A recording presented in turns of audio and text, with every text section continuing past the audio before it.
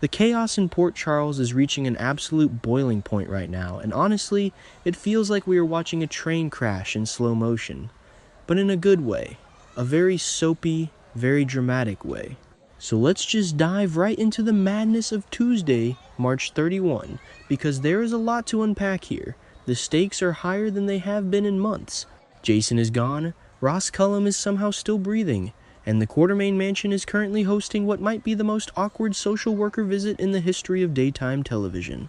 Let's just break it all down piece by piece. And let's start with the Quartermaines, because I cannot stop thinking about this scene. Brooklyn and Harrison Chase have been going through the ringer trying to get approved as foster parents for baby Phoebe. They have been so stressed, they already love this baby. They are already so attached, even though they promised the social worker they could give her up if the time comes. We all know they can't. We all know they are going to be devastated if they have to hand that baby over. But right in the middle of this incredibly tense, incredibly important home visit with the social worker, disaster strikes, and it comes in the form of a child. Wiley Corinthos, sweet, innocent little Wiley, just walks right in and drops a bomb. He actually asks out loud in front of the social worker what a hooker is. I am not kidding. He really asked that.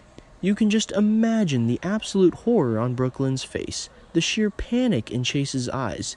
What were they thinking? Who actually believes this is going to end well? The Quartermaine house is always a circus, but this is next level. The timing is just so spectacularly bad. Obviously, Wiley heard this word because of all the recent family drama surrounding Michael's new girlfriend, Jacinda Bracken. Olivia just recently had a massive freakout, calling a whole morality family meeting because she caught Michael and Jacinda naked in the gatehouse. She literally referred to Jacinda as a streetwalker. So of course Wiley heard it. Kids are sponges, they hear everything. But here is where it gets interesting. Michael Corinthos actually steps up.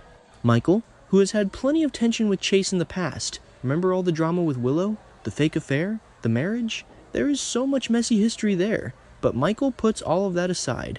He jumps in, smooths things over with the social worker, and actually puts in a really good word for Brooklyn and Chase. He defends them. He makes it clear that they would be amazing parents to baby Phoebe. Maybe I'm being too harsh on Michael sometimes, because this was a genuinely good moment for him. He didn't have to do that, but he did. And then he takes it a step further. He points out that Brooklyn and Chase knows someone with a lot of influence. He urges them to go to Congresswoman Willow Kane for help sealing the deal on their foster parent approval. It makes perfect sense. Willow has power now. She has influence. If anyone can push this paperwork through and make sure the social worker overlooks the whole hooker comment, it's Willow. Speaking of the Jacinda drama, Christina Corinthos Davis is not letting this go. She is pushing Tracy Quartermaine to get off the sidelines. Christina wants Tracy to step up and bring the family together. Christina has been spending a lot of time with Jacinda lately, preparing for the grand reopening of Charlie's Pub, and it is so obvious that Christina has a massive crush on her. She is infatuated. So, of course, she wants the family to accept Jacinda. But Tracy? Tracy does not just jump into the fray unless there is something in it for her. Still, Christina is persistent. She wants the judgment to stop. Jacinda has this whole expensive luggage past, where she used to be a sex worker meeting high-end clients at the Metro Court. She knows how to read a room. She knows how to survive. And Christina is fiercely protective of her right now. It is going to be fascinating to see if Tracy actually listens to Christina or just shuts her down in classic Tracy fashion. Let's shift gears for a second to something a little lighter, because we need a breather. Cody Bell and Molly Lansing Davis. Cody extends some kind of offer to Molly and she accepts it. Cody is so overjoyed that he literally picks her up with glee. They are in full celebratory mode. This is such a huge contrast to what Molly has been going through lately. She just had that horrible endometriosis flare-up that sent her to the hospital. She had that heartbreaking conversation with Cody where she told him she won't be having kids and wondered if he could live with that. It was so heavy, so sad. So seeing them happy, seeing them celebrate something they won, is just really nice. I don't even know what the offer is yet, but just seeing Molly smile after all the trauma she has endured with the failed surrogacy and the chronic pain is a relief. They deserve a win. They really do. But the happiness doesn't last long when we look at the teen scene. Over on the footbridge, Charlotte Cassadine and Danny Morgan are having a moment. Danny is an absolute wreck. He watched his father, Jason Morgan, get hauled away in a WSB transport van. He thinks he is never going to see his dad again. And during this conversation, Charlotte discovers that Danny actually thinks someone else shot Ross Cullum. Danny doesn't believe Jason did it. He knows his dad. He knows Jason was going to take Cullum out, but the way it went down just doesn't make sense to him. So Charlotte, being the fiercely loyal person she is, vows to help Danny figure out who actually pulled the trigger. And this is where the dramatic irony just punches you right in the gut. Charlotte is vowing to find the real shooter, completely unaware that the real shooter is her own brother, Rocco Falconeri. Rocco shot Cullum in the back to save Jason. Rocco is eaten up with guilt. Nathan and Lulu have sworn Rocco to absolute silence to protect his life from the WSB.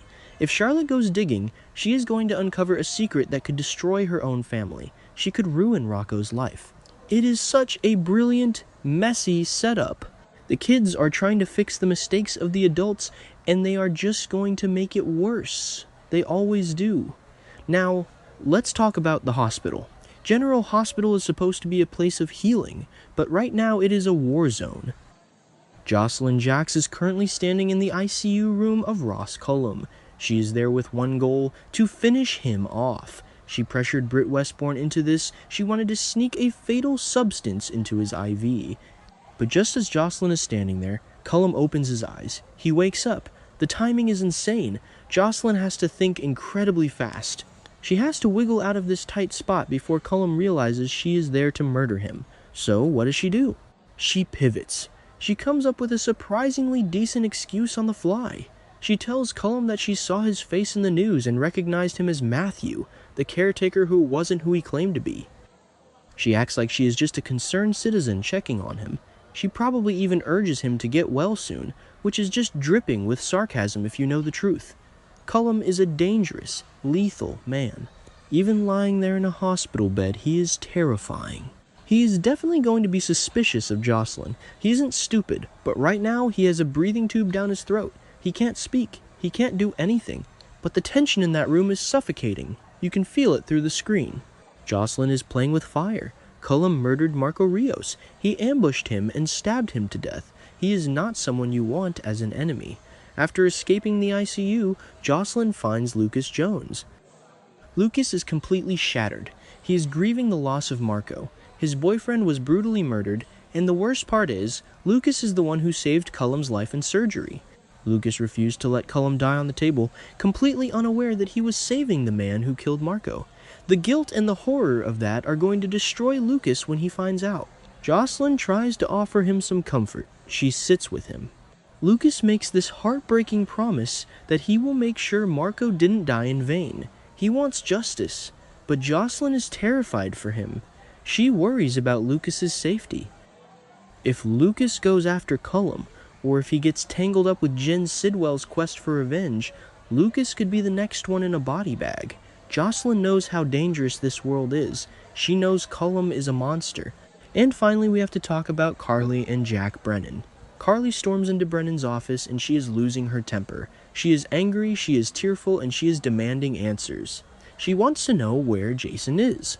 Jason took the fall for Rocco. He was extradited by the WSB, and Carly is terrified. She rips into Brennan, screaming that she deserves an answer. She has been working with Valentine to prove Cullum is a double agent, but time is running out. Brennan, who is usually so cool and collected, actually gives her some incredibly difficult information. He drops the stoic act for a second. He admits to Carly that he has no idea where exactly Jason is.